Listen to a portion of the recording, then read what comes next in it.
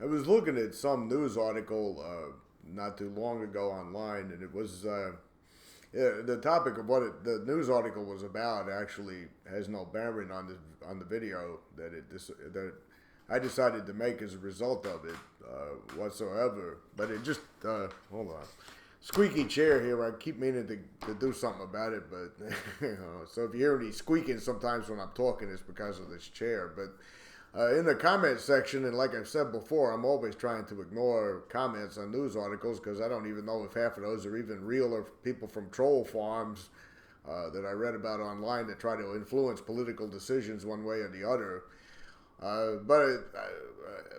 I glanced down at the first few comments, and it was the usual horseshit that you would expect to see whenever there's a news story of any type. But somebody popped up out of nowhere, and they said, well, you just got to remember that fear is the opposite of faith. I used to hear that said in a lot of AA meetings when I was a cult member. In fact, they'd have entire meetings around the topic of the word fear, and they'd always turn it into I can't remember verbatim, but I heard it read enough in meetings that I can remember little bits and pieces of it. They talk about we're driven by 100 forms of fear, and of course they tie it into being selfish and self-centered, which I always thought that was funny, considering the people that are saying that are usually the most self-absorbed people on the planet. But I remember that there was that one line in there where they would say fear ought to be classified with stealing, and I said I think I've even alluded to that in other videos on here before, that's the silliest thing I've ever heard about, because in of itself, if you're fearful about a situation, you're not actually committing a crime that harms other people. If you're if you're in a situation where you're sitting alone at home and you're afraid or worried or having anxiety, that's not the same thing as breaking into somebody's house and taking their valuable belongings. So, the comparison, the analogy to me was always patently absurd. But one thing that I never could I never could really articulate about that is that seemed like kind of a bizarre comparison to make anyway. In fact, it always seemed like really when you're talking about faith in terms of a faith like in a religion or the cult of AA or whatever, the actual opposite of faith in something would be not having any faith in something. Like a devoutly religious person, if you were going to say the completely direct opposite of a devoutly religious person would be someone who's not devoutly religious, not religious at all. So really, the opposite of faith is faithless. It has nothing to do with an actual emotion, because really when you think about it, there's no such thing as an emotion, okay, that's the opposite of really another emotion. All emotions are just emotions. I mean, yeah, it's true when you're angry or when you're upset or when you're afraid or when you're worried about something.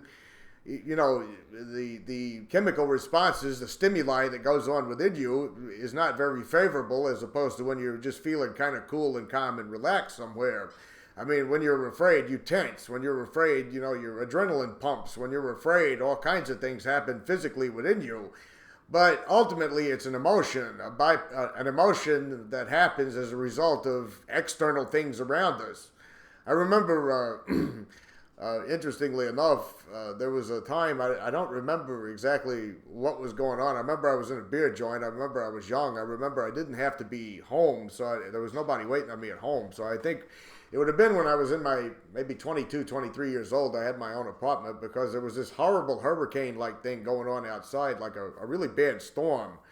And I mean, it was really pounding the windows really hard. Had the TV in the bar at least back in the days when I was going to bars, you usually had this wasn't a loud dance club kind of place. It was one of those neighborhood bars where everybody goes in to bitch about their jobs and their families and their homes and get plastered. And they usually had a screen up above the bar with usually the sports channels or whatever. I'm not a sports person, or the news. But they had it tuned over to the Weather Channel, and I remember the interference was going in and out, and there was all this. It was really, really, really, really intense storm going on outside. The rain was really pounding so hard there was no way to even drive under normal conditions, and I certainly wasn't in any normal condition. I was getting pretty inebriated at the time that it was happening. But I remember this guy that was sitting maybe a couple of stools away from me. He was holding on to his scapula If you're not Catholic or former Catholic like I am, former Catholic, I can explain that. A scapula is a piece. It's got like two little dog tag things, only it's not dog tags. It's pictures of saints, and it's usually attached by a string. I wore one when I was a kid growing up. It's hard to believe that I would do that now, but I did wear one. Supposedly, the way it works, if you're wearing a scapula and you die, you go straight to heaven. You know, and there was always this one little question in the back of my mind that I never did ask anybody. Like, if I commit murder and I got the scapula on and then I get shot in the middle of the murder, do I still get my free ticket to heaven as a result of this?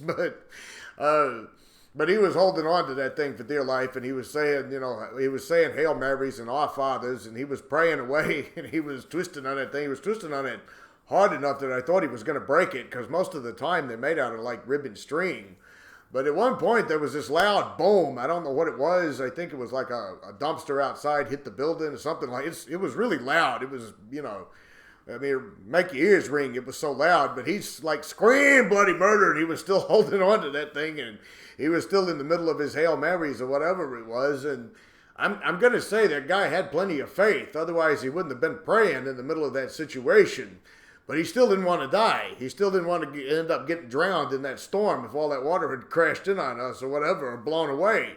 As a matter of fact, he had the scapula on, so he was pretty much, if you believe, like, the way the faith taught, I don't know if it still teaches that or not. I don't even know if people still have scapulas, but if he had died at that moment, he would have had a one-way ticket straight up to heaven. No purgatory, no worry about, hellfire, no none of that. So I would say that's a pretty a guy with a lot of faith, but he still didn't want to die at that very exact moment.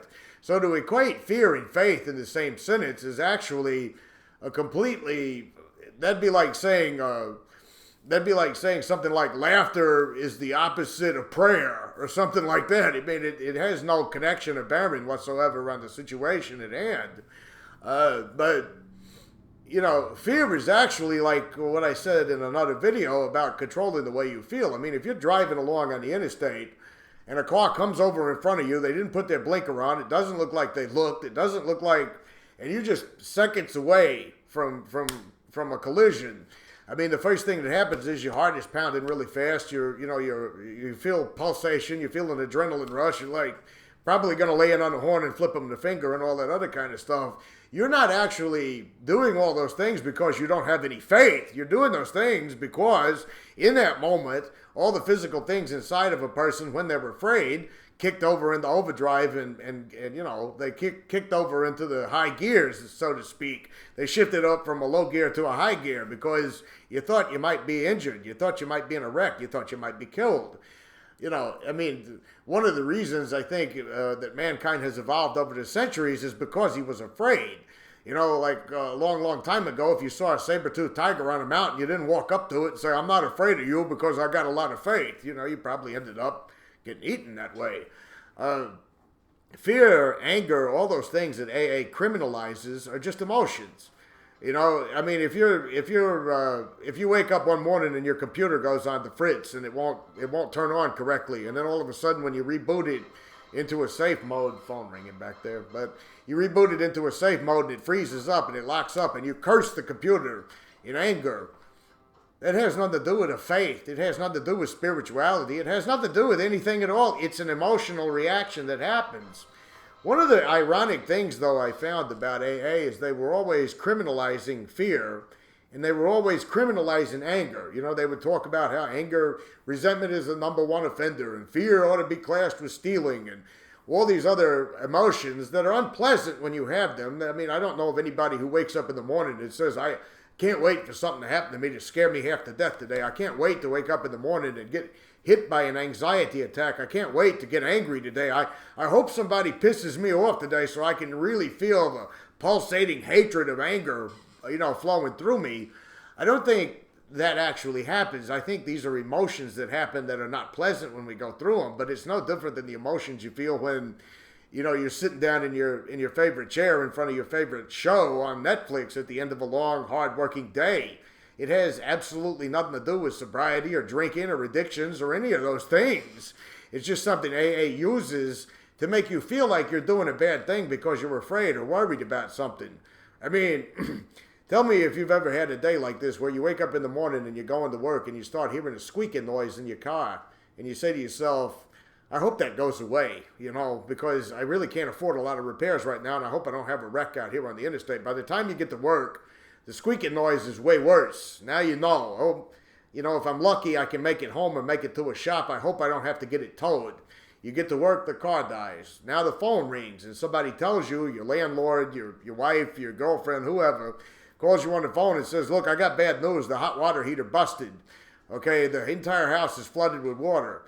And now you're thinking to yourself, holy shit, I forgot. My rent is due this week. I've got to pay out $700, $800, $2,000, depending on where you live. I got to pay that out anyway. By Friday, I can't afford to fix the fucking car. I can't afford to do nothing with the hot water heater. Holy Jesus, what am I going to do? Okay, when you're feeling all of that, you're only feeling those things naturally as emotions because you're worried about how the situation is going to turn out. You don't have any knowledge whatsoever that all that stuff is going to pan out in your favor. You have no knowledge whatsoever. You can have a faith or a religious belief where you pray to God at that moment, please work this out for me or whatever it is. But you have no guarantee that it's going to turn out in your favor. You don't know that you're going to be able to keep your car. You don't know you're not going to get it to a mechanic. They're going to say, oh, your transmission is gone. This car is toast. You don't know that your landlord's going to say, well, I hated the hot water heater busted, but you still got to pay me the $700. Oh, by the way, you were a little late last month, so there's an extra $50 fee. And you say, I may be losing my apartment this week.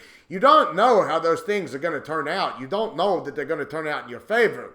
If you rely on a religious belief system or whatever, you may pray, but you're still going to have the fear. You're still going to have the anxiety. You're still going to have the worry because those are normal emotions that all of us have in bad days or good days or whatever.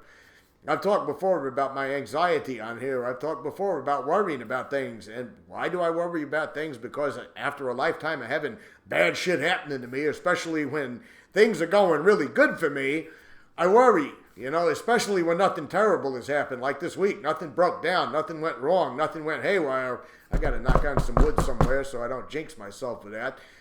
Based on a lifetime of having bad shit happen, when things seem to be smooth sailing, that's not an opposite of faith at all, or a weakness on my part, or a lack of virtues. That's just me being a human being that feels things based on 44 years of life, But here's an interesting thing I wanted to throw out here before I concluded all of that. AA endlessly talks about fear. They endlessly talk about anger. They endlessly talk about resentments and pettiness and jealousy and all of those things. Like, these things are crimes if you actually feel them, that you're not truly sober. Or, if you feel these things. They don't ever talk about the simple fact is, in the past when I used to drink, I drank when I was worried. I drank when I had anxiety. I drank when I was afraid. I drank when I was angry. Now that I don't drink anymore, I just have to learn not to drink when I have these emotions. That's really all it is to the bare bones, at its core, is learning to live without drinking as a coping mechanism. But they turn it into some weird pseudo-religious mystical malady that makes you less of a human being than you are because you're afraid or worried. Yet, the entire program of Quackaholics Anonymous is run by fear.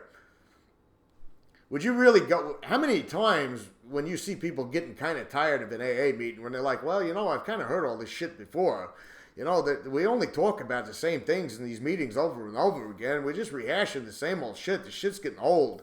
How many times when those people stay, do they stay because they're worried about a relapse? I mean, if it wasn't for fear of a relapse, if it wasn't for fear of jails and institutions and death and all that other shit they throw at you at the beginning of every meeting, that there are some of us who are just constitutionally incapable of being honest with ourselves and they're just born that way. They're unfortunate. They can recover maybe if they have a capacity to be honest, but you might be one of those unfortunates. What the fuck is that but fear? What is that but telling you that if you're not here in the safe haven of our collective little religious community, our cult compound, so to speak, you're going to die drunk. You're going to die depressed. You're going to die suicidal. You're going to blow your brains out. You're going to go back, and it's going to be even worse than what you experienced before. The entire fucking thing is run on you being afraid.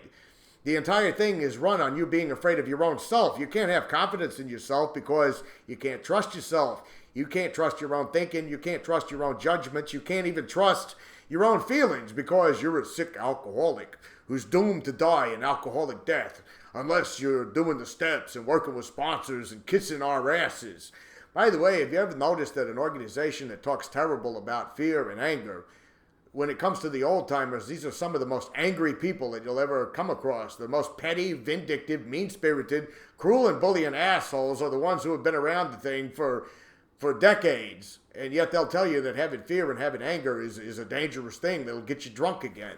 I mean, you can tell, by the way, that the old timers who are around are the drama junkies, I call them. The people who are you've heard of adrenaline junkies. These are negative drama junkies. They just love the misery. They love the soap opera. They love the petty backstabbing. They love seeing people relapse and fail. They love all the doom and gloom and boom and all that other kind of thing. You notice those people don't really ever seem to be too afraid of relapsing.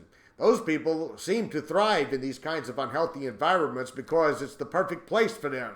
They like misery. They like seeing people depressed. They like seeing people blow their brains out and relapse. I can't tell you how many meetings I've sat in where some member committed suicide or drank themselves to death, where they all have this glee in their eye when they're sounding like they're angry about the whole thing. Yeah, this is what happens when you don't do the program. This is what happens, I tried to save his life, but nobody else tried to save his life. And, I'm not going to do that because I'm sober and working the steps. And all. They love that fucking drama. They feed on that fucking drama. I mean, somebody in a group online, he called them like vampires, the way they suck on all that negative energy. But you notice the 25-year-old timers, in truth, they're not afraid of going back out and drinking and going to jail. They're not afraid of getting drunk again because they know that drinking and not drinking is all about a choice. They know it's all about a choice and just not drinking until you just don't want to drink anymore. Literally, in the early days of me quitting drinking, even on days when the cravings hit from time to time, which have diminished extremely over time, it really always boiled down to the fact that I didn't want to drink about that much more than I wanted to drink on the days when the cravings would hit. But over a period of time, it's not a struggle. It's not, you clutching your knuckles or anything like that. As a matter of fact, at one point when I noticed along the way that I wasn't suffering from drinking cravings any longer with the same frequency, something occurred to me that whenever I'd have a drinking craving in Quackaholics Anonymous, I always felt like this is the end of the world. Unless I go out and get drunk, this is it. This is over. I'm never going to get any better. I've got to go do this because I have no choice in the matter because I'm powerless. I noticed somewhere along the way when I left AA and was dealing with the drinking problem on my own, when a drinking craving would hit me, and it would seem like the worst thing on earth, once the drinking craving had gone away, once it passed, I felt perfectly fine. And I realized that all I had to do was get through the craving. Once you get through the craving, you're fine. But in AA, I just believed I was powerless and hopeless and helpless and driven by 100 forms of fear and never going to get any better. And I just always went out into the inevitable binge and the inevitable drunken spree. AA knows this secretly. I think these gurus and these people that just feed and worship and eat the drama of the misery of everybody that's new and struggling, they know it's all about a choice. They just choose to keep perpetuating the myth so they can play celebrity and be powerful and bully people, more or less. Anyway, that's 18 minutes and 41 seconds of me telling you that, no, the opposite of faith is faithless. The opposite of fear, there is no opposite to fear, okay? Happiness, fear, anger, all those things, they're emotions. Emotions we all feel. Emotions everyone feels every single day, off and on. Some make you feel better, some make you feel worse. Some people don't like being angry. I think AA old-timers secretly love being angry. And anyway, until next time.